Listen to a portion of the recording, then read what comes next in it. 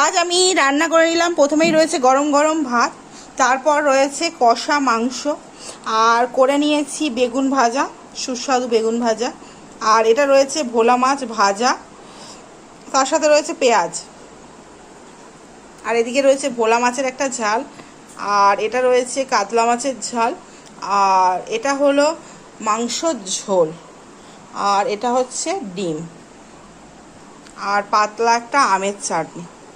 এটুকা দিয়েই আজকের আমরা খাওয়া দাওয়া স্টার্ট করব। দেখা যাক কেমন রান্না বান্না হয়েছে। আজকের এই আমরা সকলের ভাত নিয়ে বসে গিয়েছি। ওদিকে মা নিরামিষ খাচ্ছে বলে শুধু বেগুন ভাজা আর ঘি দিয়ে ভাত খাচ্ছে, তার সাথে লবণ আর একটু মনে হয় কাঁচা লঙ্কা নেবে, আর অন্য কোনো আইটেম খাবে না বললো। যাই হোক, আমরা অনেক কিছু খাচ্ছি, মা কিছু খেতে পারছে না। এদিকে আমরা তার জন্য বলছে কোনো আফসোস নেই। দেখি খাওয়া স্টার্ট করা যাক কেমন লাগে।